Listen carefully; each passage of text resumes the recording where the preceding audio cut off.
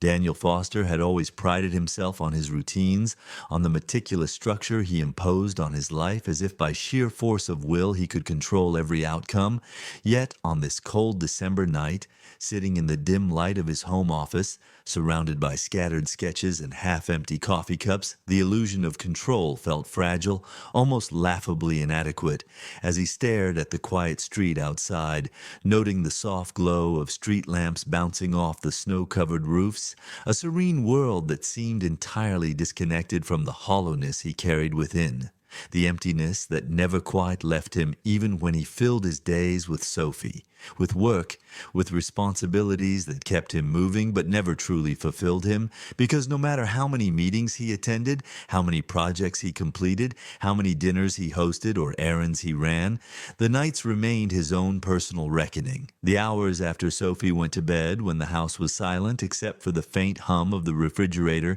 and the occasional creak of floorboards, and he allowed himself the small private luxury of admitting that he was lonely in a way that was neither dramatic nor obvious, but deeply, unrelentingly present, a shadow that had accompanied him for years since Catherine had left, the clean, precise words she had uttered in the quiet of their kitchen 5 years ago. "I don't love you anymore, and I don't think I ever really did," carving themselves into him with a permanence he had yet to shake, leaving him to build walls, routines, and distractions to keep the aching solitude at bay, a fortress of normalcy around a man who had once believed love and companionship were permanent fixtures, now reduced to careful schedules, home-cooked dinners, late-night architecture sketches, and the careful navigation of a life that revolved around his daughter, Sophie, whose laughter and observations were both a balm and a reminder that he was still tethered to the world.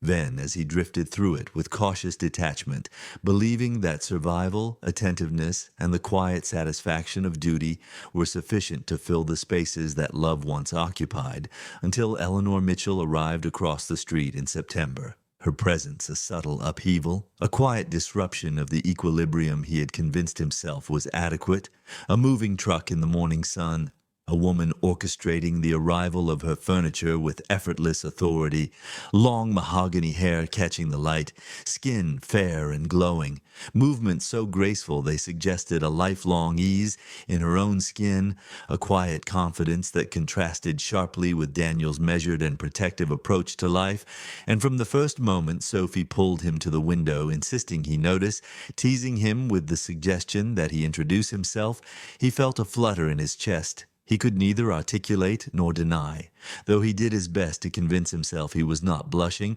that grown men did not blush, that he was merely observing, a rational onlooker taking in a neighbor's move, yet even as he turned away, the warmth of curiosity, the pull of something unspoken, had settled in him like a persistent ember, impossible to ignore, impossible to extinguish. And as the weeks unfolded, he observed small details, her early morning porch rituals with coffee, the way she tended her garden, vibrant flowers arranged with an almost defiant precision,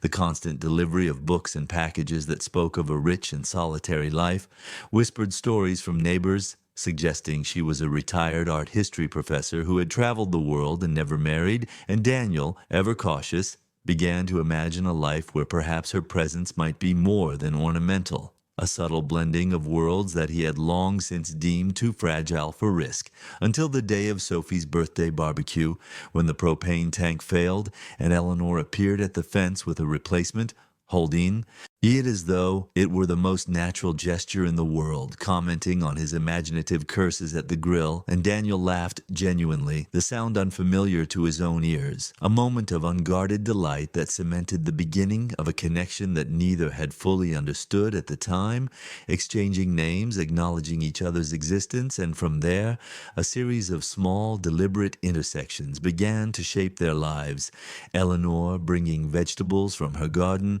Daniel inviting her in for coffee, text messages carrying absurd finds from antique shops and sketches from meetings, Sophie embracing her as an ally and confidant, the dynamic slowly becoming a tapestry of attention, affection, and shared understanding, Daniel noticing the soft way Eleanor listened to him, how she observed his subtle signs of fatigue or frustration without judgment, her own vulnerabilities hinted at in conversations about travel, career, and solitude, and the quiet way she made both him and Sophie feel truly seen, a mirror for his own long-suppressed needs, her presence unraveling the careful walls he had constructed, her patient and non-intrusive approach allowing him to engage without fear, yet leaving him teetering on the edge of realization, wondering if he could allow himself to feel, to risk, to admit the depth of what was quietly building between them. And winter arrived with its quiet snowfalls and long nights,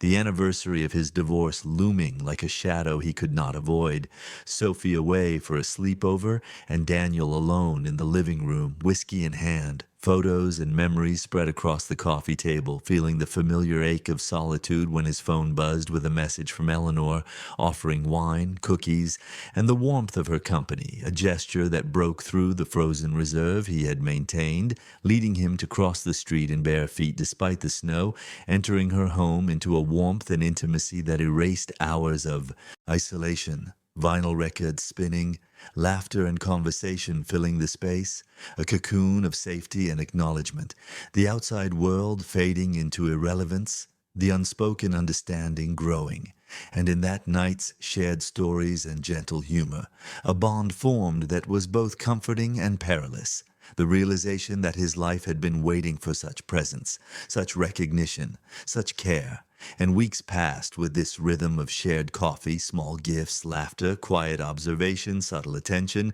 Sophie noticing the glances and teasing, Eleanor noting his attentiveness, both gradually letting their walls soften without explicit declaration, until Daniel dared to ask why she had never married, and Eleanor's honest, nuanced explanation of a life rich with experience, deliberately solitary, revealing both contentment and longing, and in her words, he saw a reflection of his own fear and restraint. The same caution that had kept him alone all these years, and yet the attraction, the emotional resonance, the undeniable pull toward her presence became irresistible, fragile hope replacing cautious detachment, tested further when Catherine appeared months later, fragile, apologetic, requesting reconciliation, and Daniel, strengthened by the subtle clarity that Eleanor had fostered in him, told her he needed time, that he could not simply step back into a past that no longer served him, and she left, leaving behind the tension of possibility that Eleanor immediately perceived, causing her to retreat subtly, invitations and messages slowing. But Daniel, in the quiet moments, recognized the depth of his feelings, the truth of his desire, the risk he could no longer avoid. And one evening, standing across the street, observing Eleanor's soft silhouette in the lamplight, he understood that she was the person he had been waiting for, the one who had quietly held a space for him to be fully himself,